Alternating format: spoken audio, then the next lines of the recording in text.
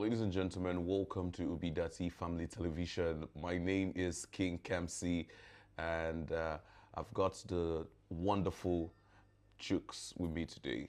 Chooks, how are you doing? I'm fine, Kamsi. How are you today? I'm very good, very good. I listened to you and Joy earlier on this morning, and how you keep sensitizing the voters on how to make the right decision.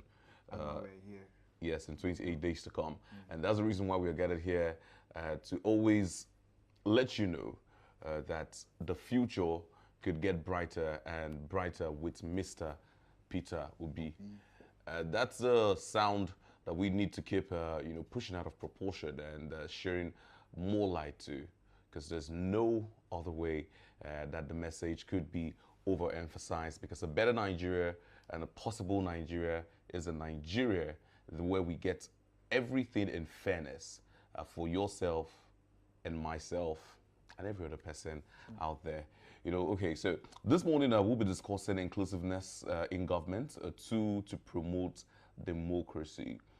It's been argued widely that here in Nigeria that we don't run a democratic government, because even down to things as little as the federal character that states that every Nigerian, no matter the geopolitical zone, should be well represented in terms of appointment, in terms of sharing the national resource, and a lot of other situations. It's been argued widely that democracy here is not fair to some parts of the country. Most especially, you see people from the southeast agitate. Some people from the south I say that especially in states like Delta State, in the Niger Delta, where we have people who they're the states that produces the oil, They've been marginalized. but it claims to have it that they are marginalized because you can't milk them of their oil, come to their land. All the pollution that goes in. Anybody who knows, the process of rigging and rigging oil out, how it pollutes the ground, pollutes the waters, even the air pollution. You can see in Port Harcourt where we have the soot that's been, moving around Port Harcourt, the dark cloud out there in Port Harcourt, and how he's been, spoiling their air, it's polluting their air out there. But when the budget or when the revenue is made, it's only a very, little and peanuts that are given to the states in return. And that is exactly what we are going to be discussing on the show today. How inclusiveness in government, how fairness in government would be able to promote democracy and have us have democracy right. It's widely argued that democracy has not been gotten right in the country since we claim to be a democratic nation as far back as 1999, where we spoke about running a democratic government. But till today, 2023, it's still argued in a lot of places that we're not getting democracy right, and there's still no fairness, no equity, no justice in a very large part of the country, and that is what we're going to be discussing here today. Okay, so I want to give an instance of what is happening in the Niger Delta, and it took a while for clamor to move around before we had the Minister of Niger Delta as a portfolio that could be appointed. We had the NDDC, and that's the Development Committee of the Niger Delta, and a lot of other policies that were put in place to grow those areas where oil is being gotten from, and they still feel neglected. And even with that, we still hear stories of the people being appointed. We can remember that there was a very funny situation with the Niger Delta Commission, where a particular minister that was appointed to handle that ministry and the affairs, or the Niger Delta affairs, all of that, was caught in the web of corruption to have looted over 47 billion naira from that particular ministry, when it looks like they were trying to promote equity to that part. But we still have some people who are at the apex level, who are at the top level, still stealing these funds and using them for personal use. Yeah, it's just a very sad situation. Yeah, Kamsi, like you rightly stated, inclusiveness in government when it comes to Nigeria has been a major challenge. Inclusiveness of all the geopolitical regions, because If you look at it, it seems like there are regions that are favored and regions that are marginalized. True. And like you rightly stated, the Niger Delta region, especially, quite a unique case. And we've had issues in the past where there have been agitations from them, rightly, if you put it that way, where they seek for redress, of such issues or situations. Because, I mean, you are getting almost the national revenue or, resource or whatever you might call it from there, and they seems not to be getting any form of compensation, from the federal government. And then you find their youth picking up arms and ammunition to fight the government, to seek for what they call rightly belongs to them. True. And in that process, the nation as a whole, gets to suffer from the impact of that very action. So I think it's one thing with the manifesto of the Labour Party candidate, Peter Obi, that he wants to address such situation. I think Yaradua was the president that came close to, trying to settle and to make sure that these regions get what is rightly theirs. Those places in Niger Delta that are suffering as a result of crude oil that we are getting, which is our main export. Rightly, they're supposed to get some form of, compensation. Yes. So, but it seems not to be the case. But I think with Peter Obi in power, it's going to be a whole different case, and we can't wait for that to happen. A lot of people have argued that it might be a walk in the park because, or it might not rather be a walk in the park because a lot of people, no matter what you give to them, they still end up not being satisfied. There's always going to be agitation. Yeah, that's true. But at least give them first. Let them see that you recognize them, you appreciate that they are sacrificing their land, their water, for the country to get to be in a very good economic position. Do you understand? At least there seems to be, if you go there, you see they are suffering. They're not getting good water. They don't have, they can't farm because their soils are messed up by the crude, and they're not seeing the impact that sacrifice is making in their immediate community. I think that's their immediate pain. They will definitely be complaining. You can't satisfy. For me, as far as humans are concerned, humans are insatiable, even according to economics. Yeah. Exactly. So, but at least if you recognize someone and you are making some form of a contribution in their region, they will know, okay, you are doing this. So even if there is agitation, it's going to be by a minority, by a few.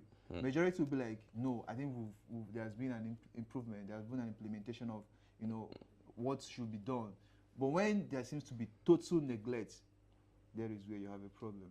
Okay, and even with that, I just want to draw in a case that was pointed out, about all the appointments of the security chiefs. I spoke about the federal character and how it stated that every geopolitical zone should be equally represented in appointments, and a lot of other things that come from the government.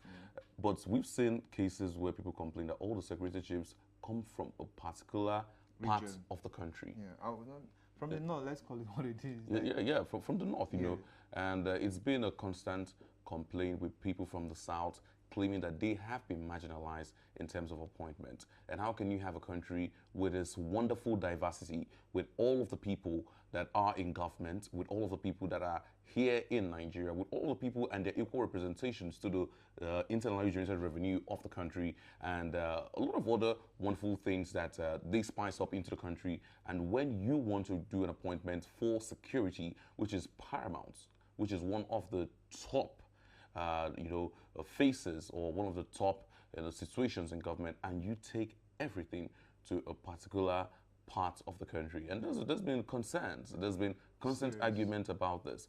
And it's been raising concerns and agitations too within the people, because they feel they're marginalized. And if you speak to a regular policeman or a regular man in the force, it's still the same complaint, And even though they can't, sometimes they are afraid to, take up their voices to where it should be heard, which is where democracy comes in. Because when there is an actual democracy, you can speak up and people, listen to you.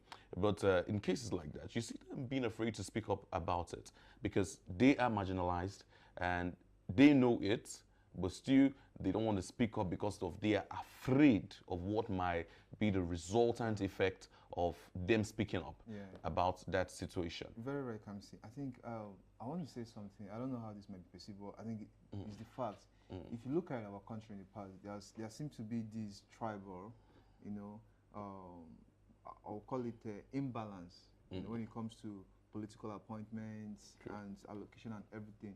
And I think that is the foundation of the bedrock of our problem. If you look at many factions or many groups agitating or clamoring or wanting to separate, you know, from the unity or from the entity called Nigeria, is based on this argument that some certain regions are being marginalized when it comes to national decision, national.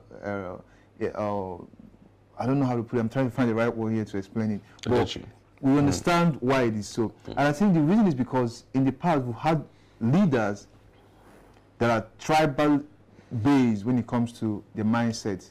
You know, when it comes to decision making, when it comes to, like you pointed out, political appointment. Do you understand? And for once, for instance, if you look at Peter Obi, what he did when he was governor of Anambra State, he made sure that the appointment he made had inclusiveness when it comes to all the regions of the state. Now, it is human, if you ask me, to think like our past leaders have been thinking. You want to favor you know, the region or decide where you're coming from. But a leader should be able to carry everybody along. Carry all the regions along. Carry every religion along, and not wanting to segregate or cause division. So I think if we look at the three frontrunners of this election, the APC candidate, the PDP candidate, and the Labour Party candidate, I think we know their history. We know their background when it comes to issues like this, tribe and religion and political everything. So I would think, I believe we know who is the right place to unify this country. And speaking about the word unify, let me take it up from there. There's a particular candidate that calls himself the unifier, and he was seen in a video speaking to people from a particular region of the country, telling them that they should not vote people from other regions of the country because they, from that region of the country, own the country. And also another, candidate from one opposition party who goes with the slogan "Emilokon," meaning in his turn, the sense of entitlement, also shows that he is not ready for an inclusive government. And those are all of those that we'll be dissecting when we get back from this break. So please keep it right here on Obidati Family TV. My name is Kemsi, and I've got Chooks right here, and we're dissecting issues that have to do with inclusiveness in government and how it could promote democracy in our country, Nigeria. Don't go nowhere, stay with us. Labour Party, Labour Party, Labour Party, Labour Party, LP, can you get a vote? Labour Party, Labour Party, LP, can you get a vote? Labour Party, Labour Party, never say, Mama, Papa, no one to be Labour Party, Mama, Papa, no one. Mama, Papa, no one to be Labour Party. Mama, Papa, no one to be Labour Party.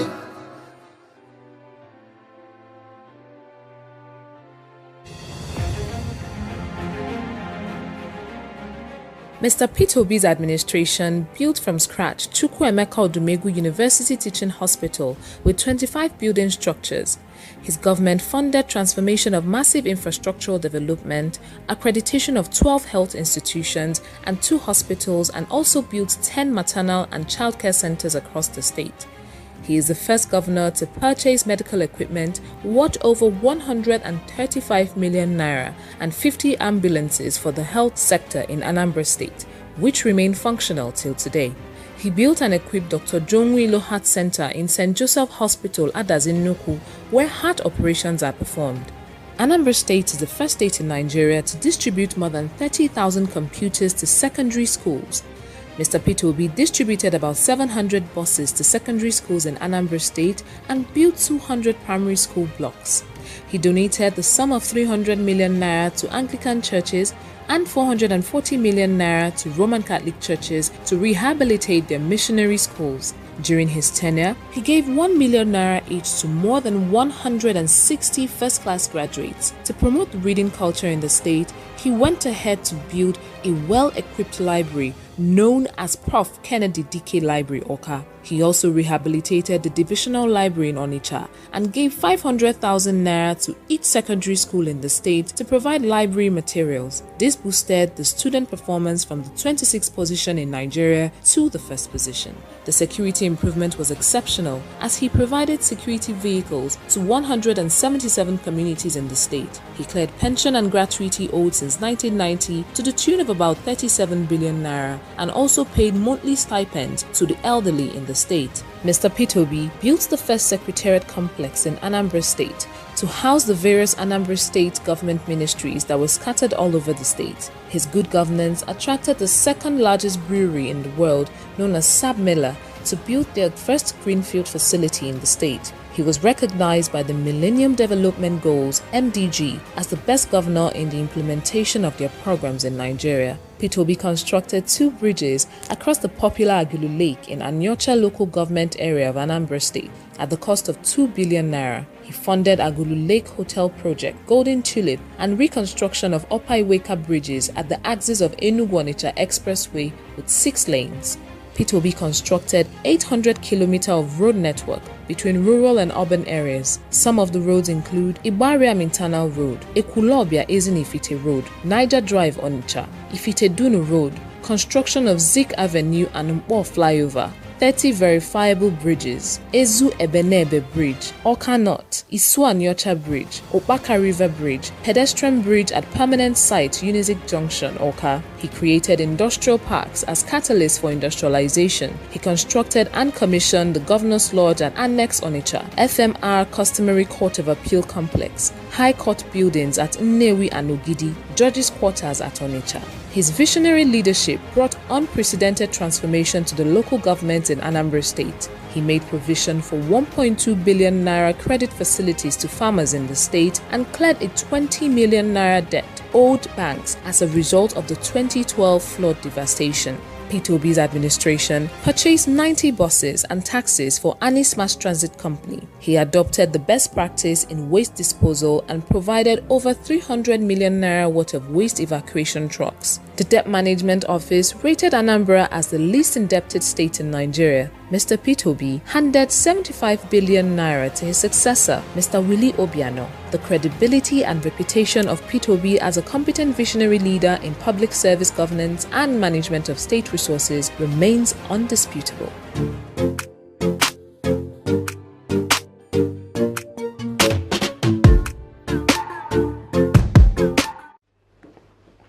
Alright, welcome back. It's to Obidati Family Television, and my name is Kamsi, and I've got Chooks here with me, and we're still dissecting issues that have to do with inclusiveness in government and how it promotes democracy in our country, Nigeria. Okay, so just before we left, I was speaking about how candidates of the other party have not been able to send a message of inclusiveness and how they'll be able to, get equal representation from every part of the country, especially when it comes to do with federal appointments in typical positions here in the government. So take me back to 2 years ago, or maybe a little before that, when a lot of people complained about how every Chief Justice of Nigeria, came from a particular path in of the country, and it looked like it was going all well to the appointment of Tanko, the CGN, and a portfolio was reeled out of all the cases that were studied, and it was found that Tanko was not exactly competent enough to left field in that position, being that he didn't even study direct law for his first degree in school. He studied Islamic law in school, and that is not a basis for appointments. It has to be a direct degree of law, because Nigeria as a country practices law and not Islamic law. So that was a big conversation, and to a very good extent, almost tore the judiciary in the country, because we saw protests. And it's not just the judiciary, Kamsi, it's every sector where you have. I think that is why we are where we are today. where you have incompetent people, people that shouldn't assume the positions they're assuming, assuming this position, minding this position, and they end up not delivering. Okay. It's everywhere, both the judiciary, both, the normal government parastatals and everywhere. Because people are hired or people are put in this place based on interest, based on tribe, based on religion. I've been in situations where maybe you're going to look for a work and they ask you, where are you from? We see that every day. We see it every day. Where are you from? They don't ask you, what can you do? What is your qualification? What do you have to offer? And the same thing happens in political appointment. They're considering, okay, where is this person coming from? What is his, who is he, what is it called?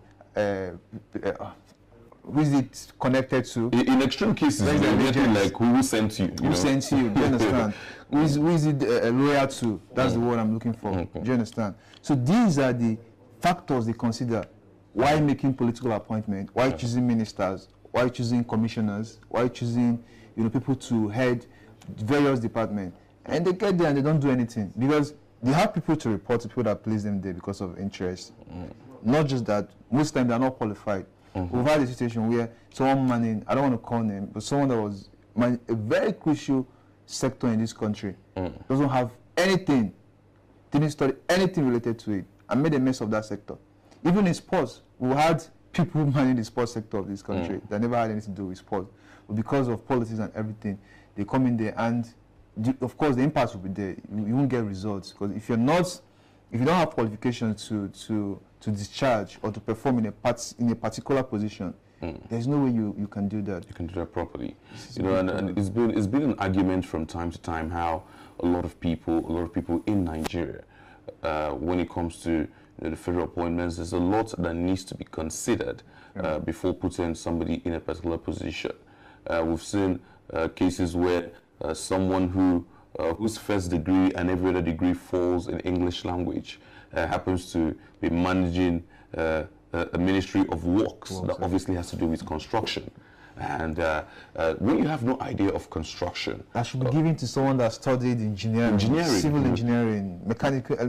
Somebody along that line, a builder, someone who's even had, maybe managed a business in that line, and you see the appointments given somebody in England. You see the contractors who are eventually given the contract and that ministry being able to, for lack of a better word, swindle the person or the minister or the commissioner, whatever whatever portfolio that's put there towards achieving that duty. And if it's something that should take a mortar of a particular thickness, and they're telling you that it's going to be taking a mortar of a thickness that's way less than what it should be. You have nobody supervising that, and you have nobody in that knowledge or with that knowledge. So that is obviously going to fail, and that's the reason why from time to time we keep seeing a lot of bad roads that are not maintained, roads that don't last long, because the people who were supervising probably had no knowledge of what should be done or how that should be carried out. To get the best quality of that. And that is one part of inclusiveness that we don't speak about. The fact that people who are put in sectors should also have studied or had, previous knowledge of that, and it doesn't have to do with just appointing people just because of, in the case of nepotism, trying to hand out favors, because that's what it is in Nigeria today. You're trying to hand out favors to your loyalists, and in different parts of the country, it's been a constant argument how people get into government, and instead of appointing people who can do the job, they're appointing people just for the sake of compensation. We shouldn't be in the country at all. I think the possible Nigeria should be where you have round pegs in round holes, square pegs in square hole, and it starts with the #1 position of this very country, which is the presidency. And that is what we're here to do, to make sure that come February 25th, 2023, this year, that the round peg is in the round hole. Where it fits in. Where it fits. So we don't put the square in the round, which I think we've been doing these years. We've been putting in the wrong people there. But apart from that, we have quite some few presidents that have performed. I have to state that. But I think we've been very unlucky, should I say, in the past 8 years. And we don't want that again. And we have the chance to become more unlucky if we don't make the right if decision. we don't make the right decision. And I think for everybody watching, that should be a call for concern. Where do we want to be in the next 4 years and then 8 years? I mean, we'll have these people contesting.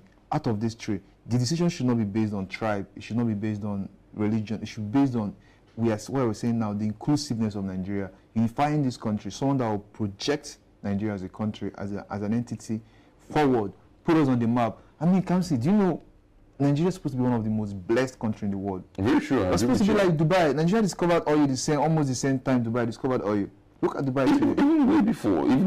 I'm telling you, Dubai. Someone said the difference between Dubai and Nigeria is just that while Dubai was blessed with good leadership, Nigeria was blessed with the contrary.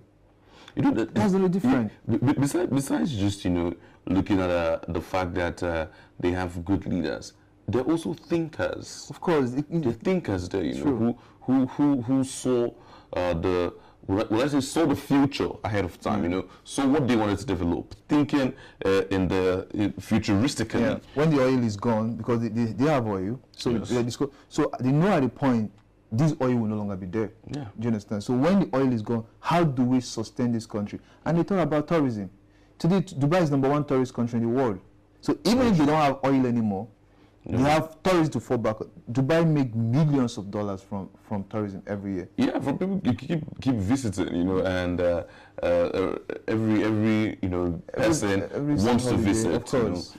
go out there to Dubai. And what takes away it from Nigeria? A lot of people in our principal, consistently speaks about the fact that our diversity in Nigeria is one of the most amazing things that we have in the country. It's a blessing. A very big blessing. Because we have different states that could serve different purposes. Talk about the vast arable land in the north, in Niger State, that he consistently speaks about, and how we can be able to be, to take it up from there, especially in places like Niger State, have a lot of farmlands and be able to, get food for mass exportation, and we could generate revenue from that. And also places like Calabar, where we have a little bit of what it takes for tourism. Speak about the Calabar Carnival every year. We could tap into that, create a greater awareness for that, do more of what needs to be done, create more tourist attractions there, beautify that state. That becomes one of the points where we have our own tourist attraction to that. And we could go to places like Anambra State, where we have business. It could be our trade hub. We're generating revenue from our trade hub. We have places like Lagos State, which is also one of the trade hubs, where we have importation and exportation go on in very heavy quantity. We generate revenue from that. And looking at that, you're being able to include every part of the country. In terms of generating revenue. So no state feels left out. Unlike what is happening in the Niger Delta, we spoke about that earlier, where there's been some sense of entitlement that they are the ones feeding this country. You can take it away from them. They are actually feeding the country. Right. If you look at it very well, they're right. Very right. And that's the reason why the sense of entitlement comes in sometimes, and some Nigerians feel more Nigerian than other Nigerians. And we should not be so. When you run an all-inclusive government, your state is producing oil, your state is producing food, your state is producing textile, your state is producing shoes, your state is producing, giving commerce facelift, your state is producing wristwatches, your state is producing flowers, your state. Once every state has something they are producing, it takes us to what we're going to be discussing tomorrow or on the next edition. We'll be discussing the consumption to production. Once the production is coming from every quarter of the country. And if you look at it, every region is unique in its own way.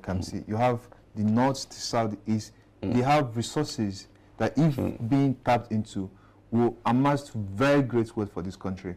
But the problem we've had in the past is we've only concentrated on one of these regions, which is oil. The north is blessed with arable land, which is very good for agriculture. Then you have the south and the other regions. So, and every region we have other mineral resources in this country apart from oil. Do you understand? So, but because of how we lack the will, lack of self-will by our government, by our past administrations to tap into these natural resources, these other resources that God blesses us with, and use it for national prosperity, we've only concentrated in oil, and that is why you have a certain region, having that entitlement. Okay, that they're the one feeding this nation.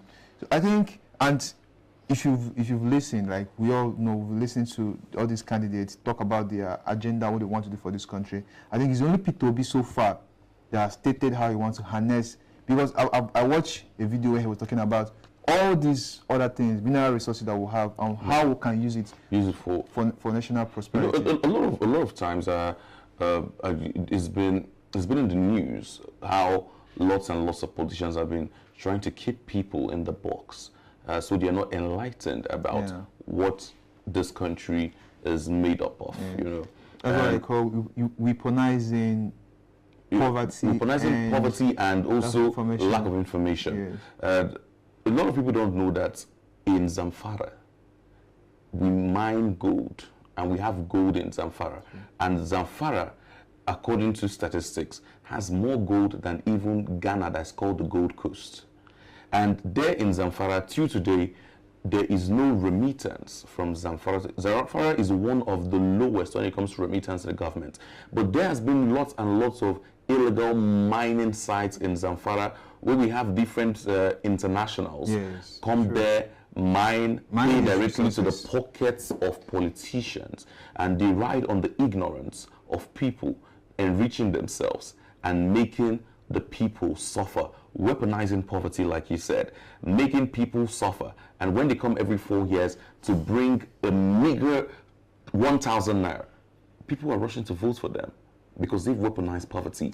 And imagine the case where Zamfara, was remitting gold to the government, and out here, because I know we get gold at a very, look at places like Dubai that you mentioned. Dubai is also one of major producers in the world of gold. And what they are making from precious stones there, it's not just gold, gold, diamonds, and a lot of other precious stones. They're using that to create great awareness. Not just Dubai, Saudi Arabia. Saudi is one of the places they have the mineral resources that are from crude oil to precious stones, and also in places like Ogun State. Yes. Places like Ogun State, we have bitumen and a lot of other, wonderful resources. If you go to Nsukka, we'll have the coal, coal sites there. And everything. And a lot of all of this that could be used to fuel up the internally generated revenue of this country, but rather a lot of politicians prefer to make all of this to their own personal advantage, and make the people suffer. So every 4 years they could come out and just give, little amount and make these people vote for them. But that's a very sad story. Yeah, and I think all hope is not lost. I think we are coming to a place where that will change. The narrative will change very soon. Hopefully going forward from May, I think that will be the inauguration. Yes, so from May going forward, Nigerians will be able to live the life we truly deserve. Kamsi, if you ask me, Nigeria should be, if not the most blessed country in the world. We have resources. We have human resources. Sure. Nigeria have one of the best brains in the world. Every sector, medicine, science, sports, we have the best brain. Then you have this brain because we under-harnessed this nation.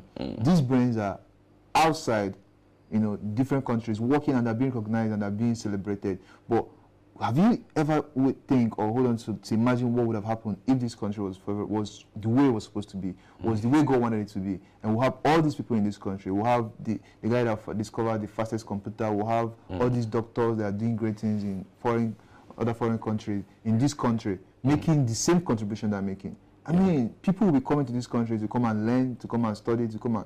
If you go to our university, you hardly find any foreigner there. Very true. Very true. Why? And it didn't used to be so. It didn't used to be so. At a point in the country, we had a lot of people flying from different parts of the world. Come and study. Even from Asia, to study in the University of Nigeria. I was opportune to see a photo of some of the alumni of the University of Nigeria in Nsukka, and I saw people who looked like Koreans, Chinese. That came to study. That came to study as Nigeria far was back as close to Nigeria. 1970s, 1980s. And all of this lost glory can be brought back. And be recovered. It can be recovered if we do the right thing by voting for Mr. Peter Obi. So please keep the dial right here. We'll be right back in a minute to round up the show. Remember, it's the Possible Nigeria on Obidati Family Television. Please don't go anywhere. Stay with us.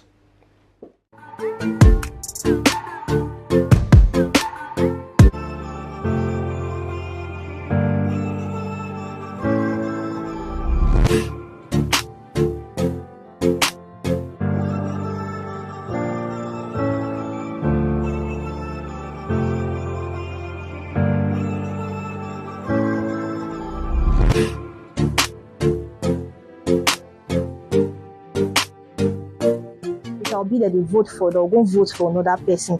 So what will they try do now? They try teach people, show people say now the logo be this. So that the way you want vote, when you reach there, you will see one will be umbrella, not be for Peter Obi. You'll see one will be broom, not be for Peter Obi.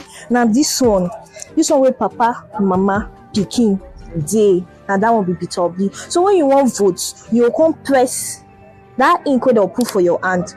You come put her for where this picture is. So now you go put her. That's why you take vote for Peter Obi.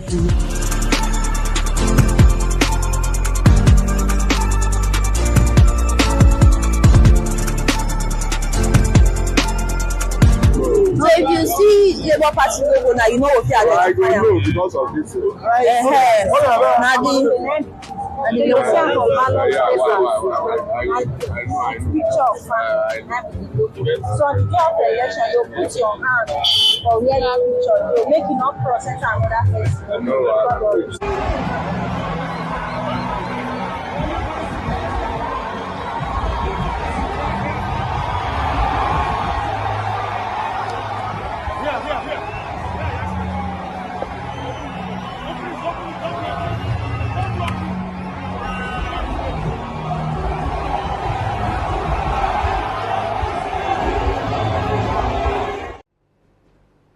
Welcome back, Obidati Family Television, and this is the Possible Nigeria right here on Obidati Family Television. My name is Kamsi, and I've been here with Chooks, and we've been dissecting the manifesto of Mr. Peter Obi as related to inclusiveness in the government, and he has promised widely to be able to include every Nigerian in terms of, appointments, in terms of production in different parts of the country, in terms of resourcefulness of the youth, and also to include gender, women, men. There's going to be fair representation of every gender in government, and that is what we are looking to achieve in this part with the government or with the administration of Mr. Peter Obi.